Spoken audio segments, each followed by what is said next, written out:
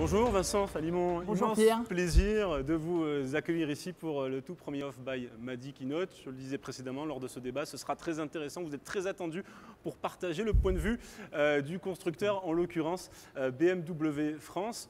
La question que j'ai posée préalablement, c'était de connaître le nombre de véhicules électriques qui circulent en France. 200 000 véhicules électriques circulent en France, quand dans un même temps, en 2019, le marché français a vendu 2,2 millions de véhicules diesel, essence. Allons-nous trop lentement, Vincent? Oui, globalement, le marché va trop lentement. Et alors, il est un petit peu difficile de comparer un parc avec un marché annuel parce que ce n'est pas tout à fait la même base. Mais globalement, 200 000, ce n'est pas assez pour le marché français. Et simplement pour le repositionner, c'est ce qu'a vendu BMW avec sa BMW i3. Uniquement avec une voiture dans le monde, on a vendu 200 000 voitures à fin 2019, exactement. Dans le monde entier. Donc très clairement, on ne va pas assez vite et enfin, le marché ne va pas assez vite. En revanche, chez BMW, on a commencé il y a très longtemps, en 2007, en fait, une stratégie d'électrification. Et aujourd'hui, ça représente l'électrification, donc les hybrides rechargeables et les voitures électriques, c'est 15% de non-vente. Donc on voit bien qu'il y a un potentiel et il faut aller plus loin. Et Hervé Mathieu le disait tout à l'heure, il veut des voitures électriques, il veut des voitures électrifiées et les constructeurs sont là pour pouvoir justement répondre à cette demande. Le président de la République a annoncé un plan de relance en faveur du marché de l'automobile avec un plan de presque 8 milliards d'euros. Le marché des véhicules électriques sera également concerné par ce coup de pouce. Une prime qui est passée de 6 000 avant le Covid-19 à 7 000 euros. Comment avez-vous accueilli cette prime en tant que constructeur? Alors c'est 6 000 à 7 000 pour les particuliers, mais c'est même 3 000 à 5 000 pour les entreprises. Donc c'est important de le dire. Nous, on l'a accueilli de manière très positive, très clairement.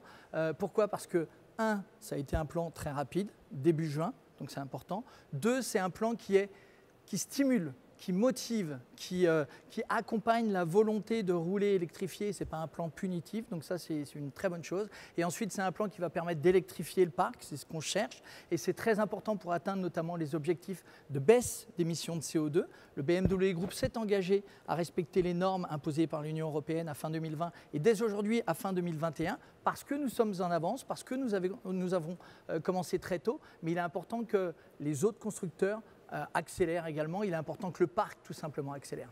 Et vous, Vincent, en tant que constructeur, avez-vous mis en place un coup de pouce commercial pour les particuliers, les particulières qui souhaitent acheter un véhicule électrique? Alors, très clairement, oui. Bien évidemment, toute la prime va aux particuliers ou à l'entreprise. Donc, ça veut dire qu'aujourd'hui, parce qu'il peut y avoir une image aussi sur le fait que la voiture électrique est un petit peu chère, et en l'occurrence, ce n'est pas le cas. Vous en parliez tout à l'heure avec Hervé Mathieu. Mais juste pour citer un exemple, donc BMW est un constructeur premium, et il faut savoir qu'une BMW i3, aujourd'hui, avec les aides de l'État, pour un particulier, coûte 330 € par mois sans apport, sans aucun apport. C'est-à-dire qu'il n'y a pas un premier paiement. Et on est à 330 € par mois, ce qui est tout à fait compétitif.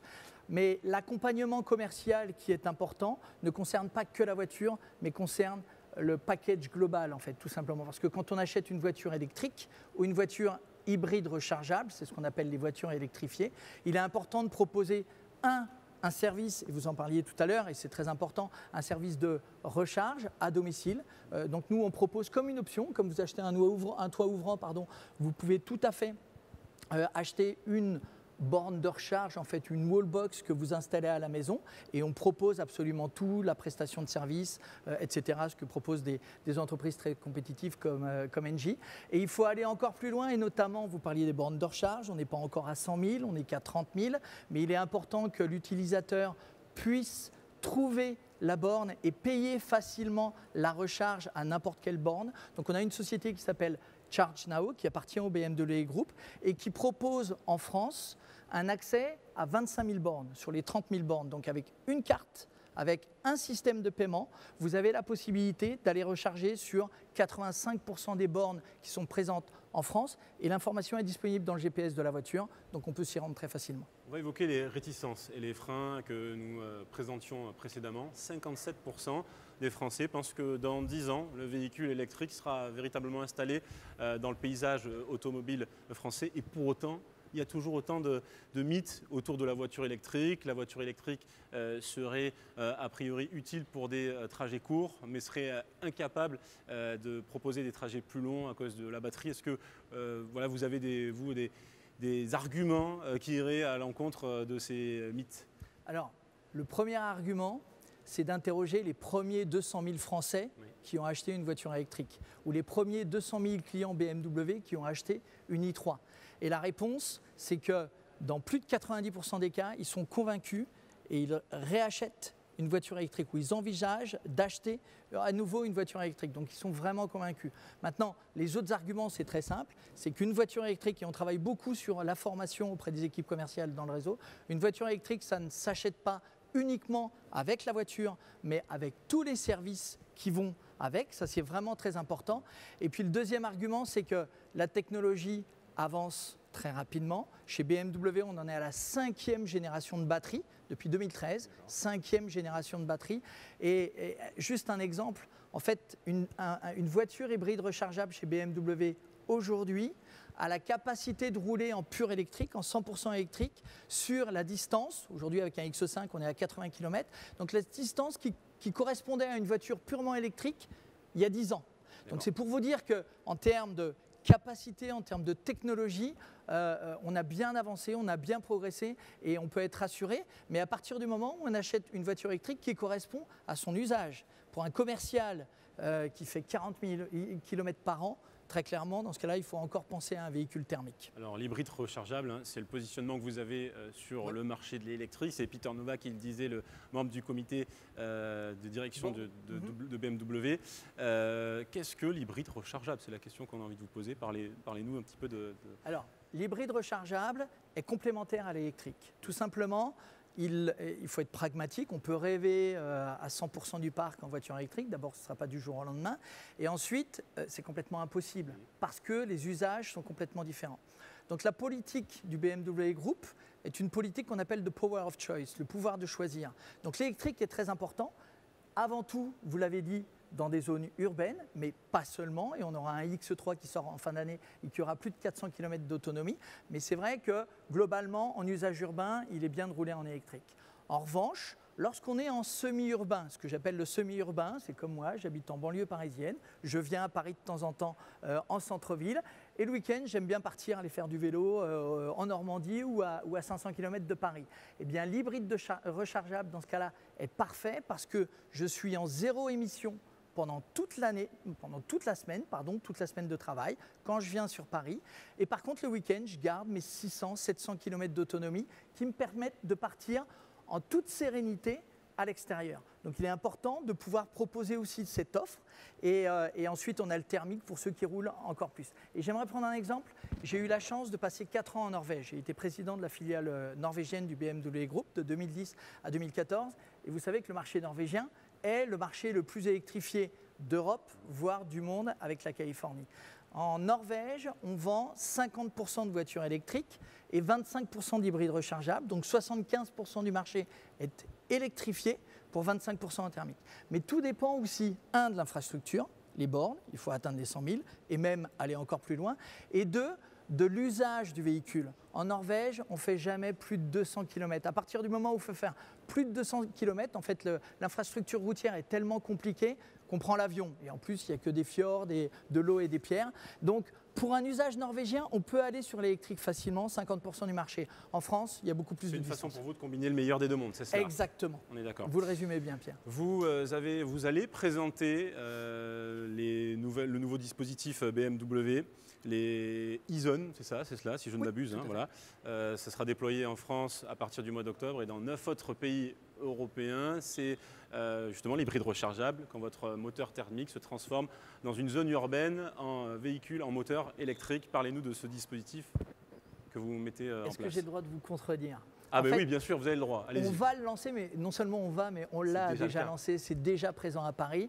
Et en fait, c'est une fonctionnalité qui existe, qui est disponible aujourd'hui sur certains modèles BMW hybrides rechargeables. Et c'est la connectivité, c'est la fonctionnalité e-Drive Zone. Et le principe est très simple, c'est de rouler en thermique quand on a besoin d'autonomie et de passer automatiquement, ce n'est pas le conducteur qui décide, c'est la voiture qui décide, la technologie, de passer automatiquement en 100% électrique quand on rentre dans une zone de faible émission. En l'occurrence, dans le centre de Paris, ce sera valable dans 5 villes en France, vous l'avez dit, dans 9 pays européens. Et pourquoi nous avons lancé ça? Parce qu'en partenariat avec les gouvernants aussi, très clairement, et notamment en Hollande, en fait, les Pays-Bas avaient mis en place un système d'incitation fiscale sur les véhicules hybrides rechargeables et se rendaient compte que les utilisateurs achetaient la voiture hybride rechargeable pour économiser les taxes et sans recharger la voiture. Et c'est une hérésie d'acheter un hybride rechargeable et de ne pas recharger la voiture. Donc nous, on a travaillé avec le gouvernement, avec les responsables pour inciter les utilisateurs à basculer systématiquement en pur électrique. Et ça va même plus loin, c'est que si on part de banlieue pour arriver dans Paris, le système va automatiquement, avec le GPS, il saura qu'on va dans Paris, dans une zone de faible émission, il va automatiquement optimiser le roulage sur la période, sur le trajet en dehors de Paris, pour faire en sorte d'avoir suffisamment d'autonomie quand on rentre dans Paris. On assiste à un changement de paradigme assez radical dans l'automobile. La performance, il y a quelques décennies, était reine pour mettre l'innovation au cœur du développement du marché de l'automobile. Quelles sont les innovations que vous avez pu mettre en place? Je pense notamment avec la toute dernière en date, celle de Apple. Bien sûr. On est les premiers à proposer sur l'iPhone et sur l'Apple Watch la possibilité d'avoir une clé digitale. Donc la clé digitale, le principe, c'est de pouvoir rentrer, ouvrir la voiture, démarrer la voiture et surtout avoir la possibilité d'envoyer la clé digitale à un tiers qui n'a pas de clé de voiture pour pouvoir utiliser le véhicule. Donc ça, c'est vraiment une fonctionnalité très importante. Il y en a plein d'autres. En fait, on travaille en permanence et en fait, il ne faut pas mettre en comparaison en fait, le thermique performant et la technologie. C'est commun. Il faut du thermique performant, il faut progresser en termes d'efficience sur les moteurs thermiques et aussi progresser en termes d'innovation technologique dans l'automobile. Ce sont les moteurs électriques, je vous l'ai dit, on est à la 5e génération, mais il faut penser également à la responsabilité sociale. Donc chez BMW, les moteurs électriques n'ont pas de terres rares, cette 5e génération de moteurs électriques n'a pas de terres rares et on parle beaucoup de batteries en ce moment, on parle beaucoup de cellules de batterie et chez BMW, on veut maîtriser l'intégration et le développement de la cellule de batterie. Donc on a créé un centre de compétences à Munich avec 200 ingénieurs qui travaillent sur l'intégration des cellules de batterie, sur nos batteries pour optimiser la performance des batteries dans nos véhicules. Et on le fait aussi avec une notion de développement durable. Donc on s'est engagé à acheter le cobalt de nos cellules de batterie et de nos batteries uniquement dans 2 pays qui s'engagent à respecter les droits humains, c'est le Maroc et l'Australie. Vincent, les startups sont très nombreuses à nous suivre en direct pour le Off by Mati Keynote et je suppose que comme tous les grands groupes, vous accompagnez, vous êtes challengés par celles et ceux qui souhaitent innover. Comment travaillez-vous avec les startups chez BMW France? Alors Hervé Mathieu avait raison tout à l'heure en disant qu'on a besoin d'être challengé en permanence, mais on a aussi besoin d'elle pour être plus réactif, être plus rapide qu'un gros groupe en termes de développement technologique. Donc nous, on a 3 approches principales en fait en partenariat avec les startups. La première approche, c'est à Munich. On a un startup garage qui est un incubateur de startups sur l'évolution de la mobilité et les innovations en termes de mobilité. D'ailleurs, pour des startups françaises, il y a 3 ans, on avait organisé les Tech Dates et les 3 meilleures startups, en tout cas sélectionnées par BMW, on les a envoyées à Munich pour travailler dans le startup garage, donc ça c'est important. On veut aller plus loin que la mobilité, mais on va travailler sur la ville. Donc avec la marque Mini qui appartient au BMW Group, on a créé un incubateur, aussi un accélérateur qui s'appelle Urban X à Brooklyn, à New York. Et cet accélérateur travaille sur toutes les innovations permettant d'améliorer le cadre de vie urbain en ville et pas uniquement dans la mobilité. C'est aussi l'habitat, c'est aussi l'amélioration de l'air, etc., etc. Et enfin, on a un troisième... alors, ce n'est pas un incubateur, c'est une société de capital risque qui s'appelle BMW iVentures. Elle est en Californie. Et on investit dans des startups qui innovent en termes de mobilité ou en termes d'amélioration de l'environnement. Et juste un exemple, on vient d'investir dans une société qui s'appelle Prometheus Fuel et qui travaille sur le conditionnement ou l'amélioration ou l'intégration du CO2 et la capacité de fabriquer du carburant à partir du CO2 présent dans l'air. Et ce carburant sera très prochainement dans les stations-service américaines. Avis aux startups qui nous regardent, et c'est la raison pour laquelle on aime inviter ici dans le Off by Mati Keynote des grands groupes et des startups, des collaborations puissent survenir. On va vous poser la toute dernière question, celle que j'ai posée à mes précédents invités. Le mot de la fin, quel est l'avenir de la mobilité durable? Le mot de la fin de Vincent Saillimon, président de BMW France. Très clairement, la mobilité est indispensable et on doit tous travailler ensemble. C'est quoi? Ce sont les partenaires, les constructeurs automobiles, bien évidemment, les startups, les gouvernants également. Il est important qu'on travaille ensemble pour améliorer cette mobilité. Et l'objectif du BMW Group, c'est vraiment de faire en sorte que cette mobilité soit durable, mais nous avons besoin de cette mobilité.